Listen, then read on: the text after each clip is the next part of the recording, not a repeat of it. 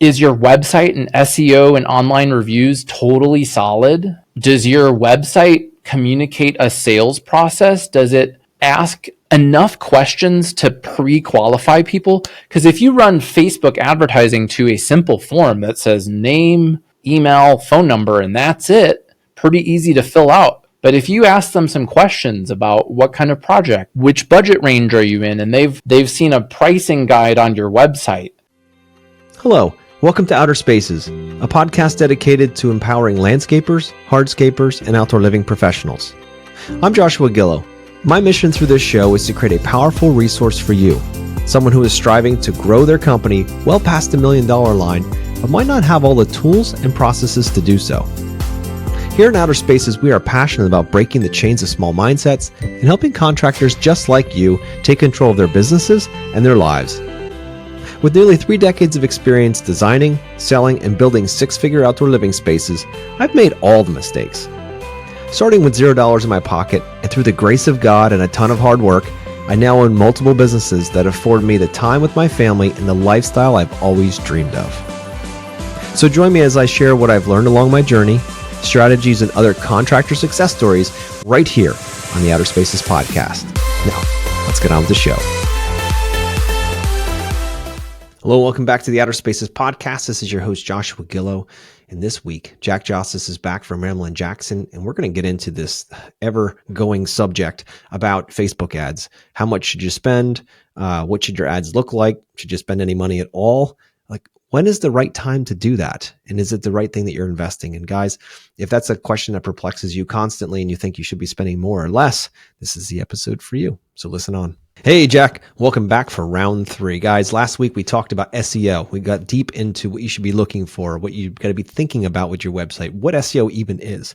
Now, this week we're going to dive in with Jack again, but we're going to go deep into how much should I be spending with Facebook ads, man. I see posts all the time on Facebook that are, contractors asking like, how do I get more leads and how much should I spend on Facebook ads and all of this? And I'm thinking, if they actually knew what they were buying, they might not spend as much money. So I wanted to bring the pro in you to help guide people on this and figure out when's it the right time to spend money on Facebook ads? What are we trying to get? How do we get good leads? Because not every lead's a good lead. Just because you get 30 leads in and that's what the company that you hired said you're going to get, but you closed 2 of them, you spent for 28 leads that were nothing. So let's get diving into this subject, Jack. So welcome back. Well, thanks for having me, Joshua. And, before we pressed record, you said, how much should I pay for Google or Facebook ads? And I said, not much. And the reason I say that is, I think there's a longer answer. And the answer is it depends on if you already have your marketing dialed in. And so in my book, Tree of Good Fortune, I have the foundation of digital marketing, which is the foundational 4 are your branding and differentiation, which is why are you different and worth more money than somebody else, and it includes your sales process. So your sales process is part of what actually makes you different from another company. And that needs to be in your website. We need to have local SEO. And then the 4th part is online reviews. So I call that the foundational 4. And to me, they're inseparable. We develop all of those things together. So that way our website differentiates us. It has a process. We're getting found for the keywords that we want, and we have reviews and proof to close the deals. I believe that when you have those foundational 4 in place, typically you don't need to do a lot of advertising until you reach a certain revenue point when you've outgrown what you can generate from organic SEO and referrals. And for many businesses, that's around the 3 to 5 million mark. So that's just based on my experience. I have many clients, and what I found is that I can get them enough leads to get to like 3 to 5 million between organic SEO and referrals. And then getting beyond that is where I start recommending online advertising like Facebook ads or Google ads. But getting back to the foundational 4, I want to share a story again. I mentioned it on another podcast. I had a client who was spending $6,000 a month between Facebook and Google, and I did an audit for them. And they were paying people between Facebook ads and Google ads to go to a website that took 20 seconds to load.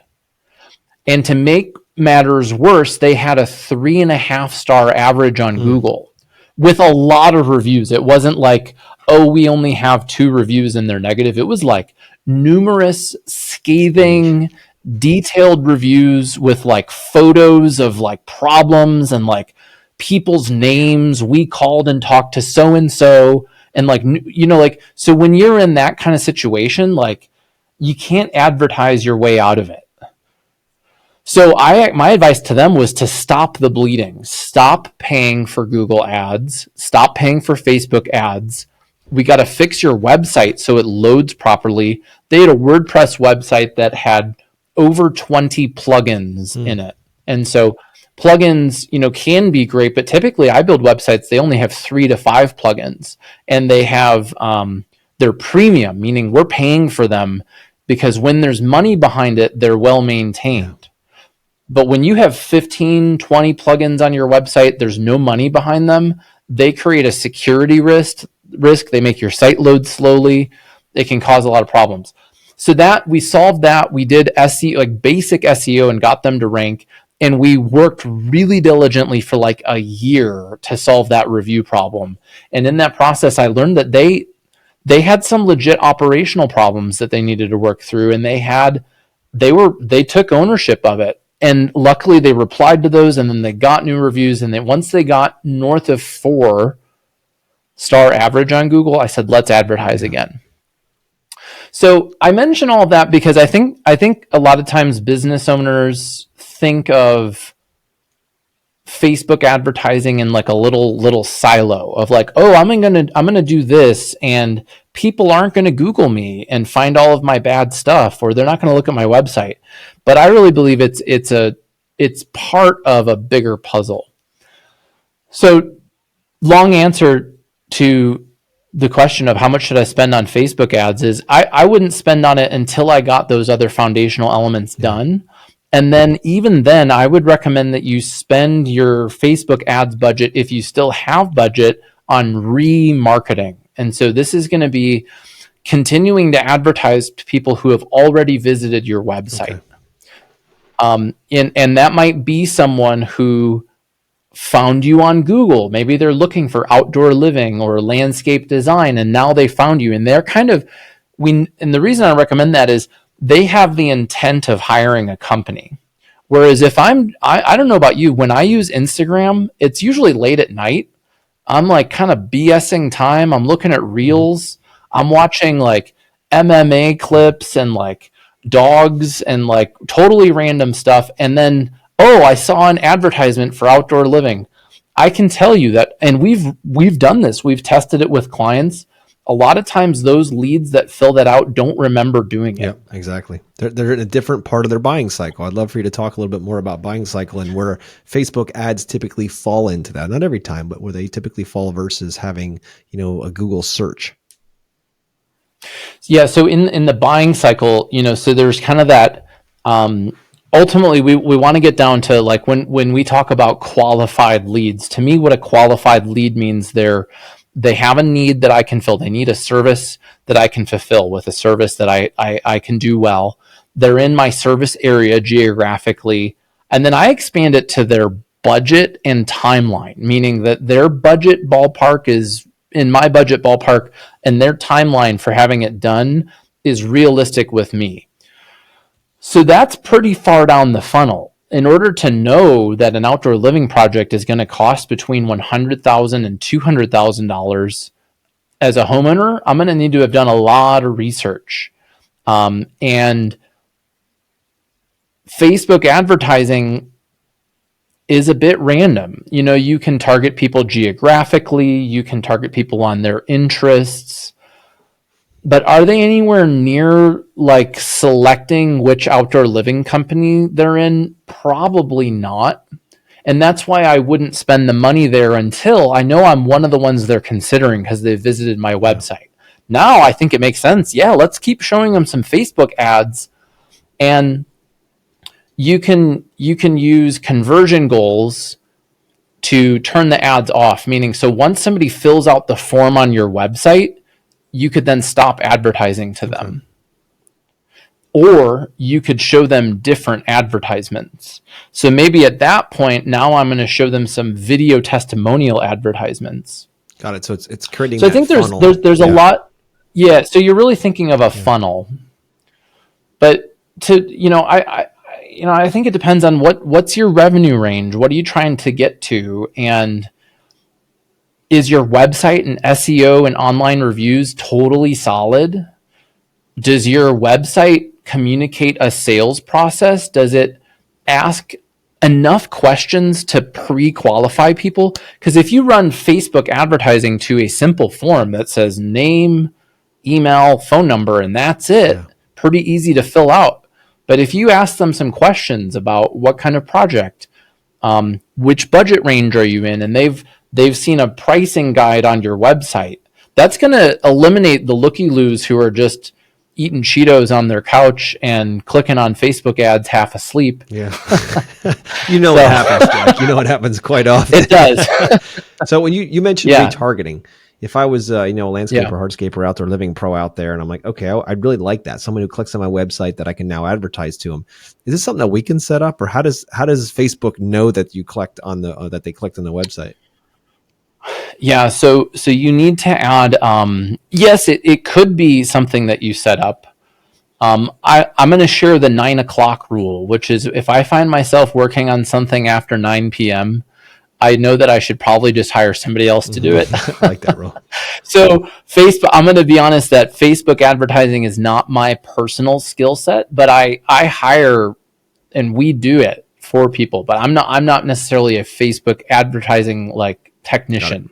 But I've been doing it long enough to know that in Facebook ads, you can get a code that you embed on your website. So here are the skills that you would need to have. You'd log into your Facebook ad portal and you would get your website tracking code. And then you would need to embed that on your website. And Facebook gives you pretty clear instructions on how to do it. And if you have a Wix website, you could Google how to add, Facebook code to Wix and figure it out, or work with your web developer to do it. But essentially what it does is it adds a code onto your website called a pixel.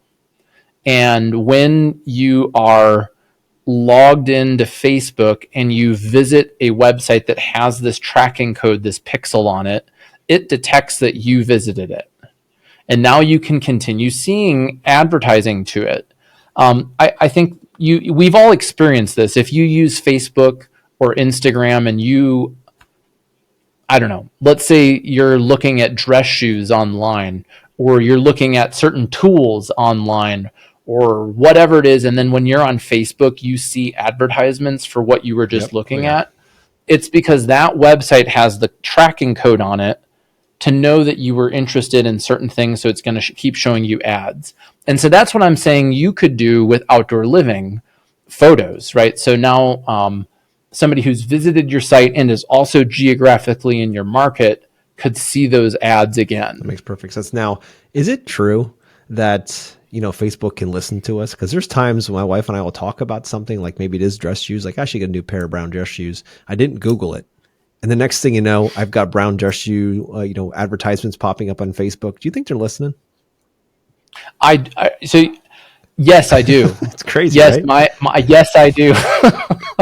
Yes, I do. One, because I've had that experience also where, and what's creepy is it's stuff that I remember talking to my wife about something and then instantly seeing ads for it the next day.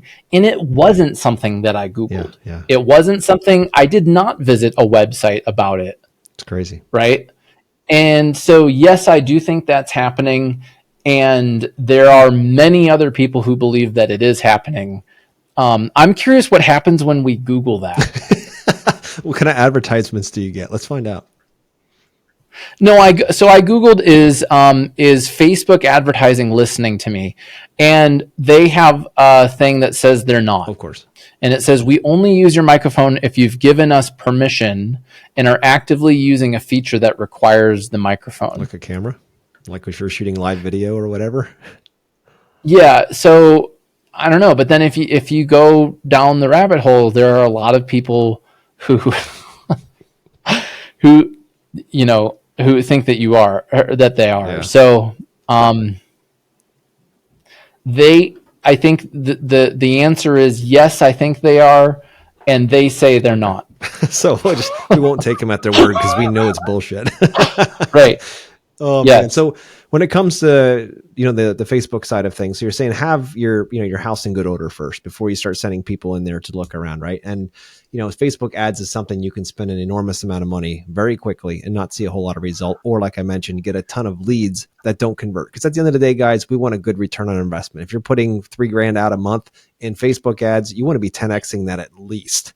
Right. And if you're not 10Xing it, what are you doing? So if you can't convert those leads through a sales process, as Jack has alluded to many times, it's either your process of sales sucks or it's the fact that your leads suck. I mean, if the lady that's reaching out to you lives in a trailer down by the river, right, and she clicks on, when she's eating Cheetos one night watching Netflix, yes, she says, oh, I really want one of those backyards, and boom, like I want one of those dang backyards in my backyard. So next thing you know, you're getting this lead and you only have to fill out your name, your phone number, and your email address. And the next thing you know, you got a new lead. You're like, yes, they said I get 30 a month. There's no way that'll ever convert. Yeah. So, how can we be more focused in getting the right people to click? Yeah. Well, and Joshua, so that lady's doing a different kind of outdoor living, right? Yes, she is. So it's a little different customer, and that's cool. Good for her. And so I do have to share that I actually do a lot of Facebook advertising for my own business. And I don't know that I would if I were actually a landscape or outdoor living company. Why is that? And so I'm in the information business, meaning I need people to consume my information, learn these ideas from me, and then maybe try some of the ideas and then be like, you know what, that worked. I want to have another conversation with that guy. So for me, it makes sense, I think, to do that. And what I do when I'm paying for advertising is I use video. So I'm running video ads, and then I have landing pages. And this is probably the most important thing. If you are running online advertising, is you want to send traffic to a landing page. Yes. And a landing page is designed like exclusively to convert the person from a paid traffic source into a lead. Yeah. It's going to be different from what I do on SEO, where before maybe it was in this interview, I can't remember how you're cutting this up. It's talking about all these different pages and things on your website. That works for organic, but when I'm paying for advertising, it's the opposite. I'm going to have a one and done page, meaning there's nothing to click on to get off of it. It's going to be one page. I would recommend having a video, all the information somebody needs, and then a form. And I'm funneling them through that form to convert. Because if I pay someone to go to my home page, and now there's all these different things for me to click on and different things, that's another reason Facebook and Google ads often doesn't work, is because you're paying people to like go down this enormous rabbit hole. Whereas with advertising, you need like a funnel. You need a landing page with a form, and then a thank you page with a video. And that works well for me. So the thank you page, once somebody fills out the form, there's a video, and it's like, hey, thanks for reaching out to Jack's Outdoor Living. We build incredible outdoor spaces, and we will be contacting you within one business day. But watch this video before we do. Typically our projects range from X thousand to Y thousand, and our projects take X month to Y months. And the first step is a discovery call, where we're going to have an initial phone call. And if you like that, we're going to move forward with X. And now I'm outlining the process. So when I call them, they've already learned a lot about me, and my close rate is going to be much higher. So you were asking, partly about increasing your close rate to leads from advertising. And to me, that's where that gets into it, kind of advanced digital marketing and things. And you asked me in another episode about budget. Well, somebody investing more with a marketing company might have a whole funnel with, forms and checklists and videos and things like that. Whereas I think it's frankly really easy to waste all of your money on advertising if you don't have those things. If you just are sending them to your homepage, just save your money. No, and you know what? I see a lot of guys doing that, and I feel bad because I know that if I was a prospect, right, and I was looking for an outdoor living company, and I saw an ad for like, hey, a new in-ground swimming pool, whatever, right? Does amazing custom swimming pools.